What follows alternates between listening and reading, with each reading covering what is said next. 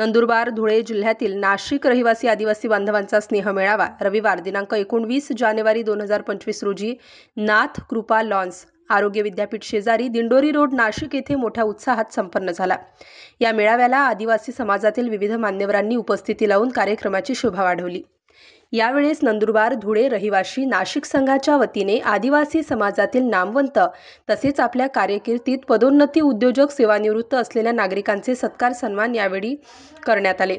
यावेळेस उपस्थित सर्व नागरिकांनी आदिवासी नृत्यावर आनंद लुटला।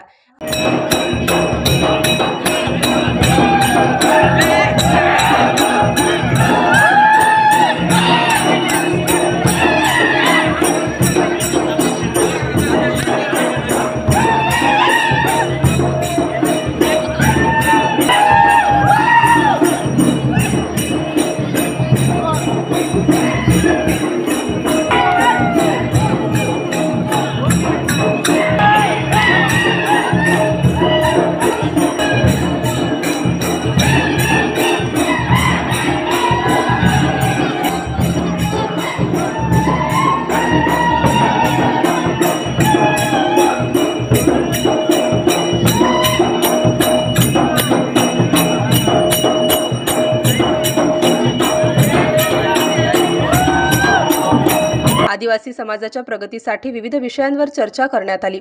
नव्या पिढीला प्रगतीचे मार्गावर प्रशिक्षण देण्यात आले तर सामाजिक आर्थिक शिक्षण आरोग्य रोजगार यावर चर्चा करण्यात आली। कार्यक्रमास प्रमुख पाहुणे म्हणून विकास गावित, अनिल गावित, दीपक वडवी, कृष्णा पाडवी, संतोष वसावे, दिवाणसिंग वसावे, ईश्वर वसावे, डॉक्टर प्राची गावित, संजय गावित, उपेंद्र वडवी साहेब, शांताराम वडवी, राकेश वडवी, मीनाक्षी वसावे, रविकांत गावित, नितीन पाडवी, युवराज वडवी, भगवती बेन, मुकेशभाई वसावा, मधुकर देसाई, विजय गावित, आशिष वसावे, शिरीष कुमार पाडवी सर, सुनील गावित आणि विलास गावित यासारखे अनेक मान्यवर उपस्थित होते।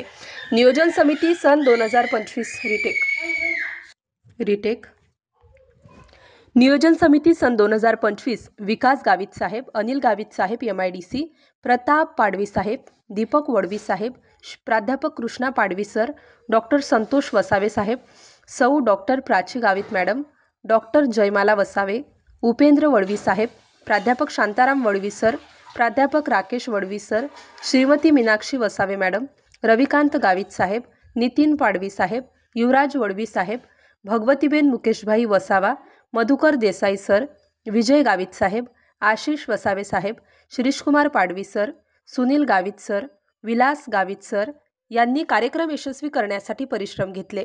पाडवी नंदुरबार धुळे जिल्ह्यातील रहिवासी आदिवासी संघ नाशिक अंतर्गत आम्ही दरवर्षी स्नेह मेळावा घेत असतो।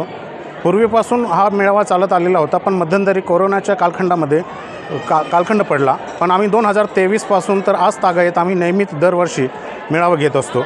मेळावा घेण्याचा मागचा दृष्टिकोन असा आहे की आपल्या समाजाचे लोक एकत्र आले पाहिजे, एकमेकांना मदत केली पाहिजे आणि त्या स्नेह मेळाव्यामध्ये एकमेकांचे आचार विचार आणि संस्कृतीचे जतन आणि जे सेवानिवृत्त लोक आहेत त्यांचा सत्कार, ज्यांनी स्पर्धा परीक्षेत प्रावीण्य मिळवलेले आहे त्यांचा सत्कार, जे काही अजून नवीन वेगवेगळ्या फील्डमध्ये अजून चांगलं काही काम केलेलं असेल तर त्यांचा सत्कार करण्याचं काम आपण करतो।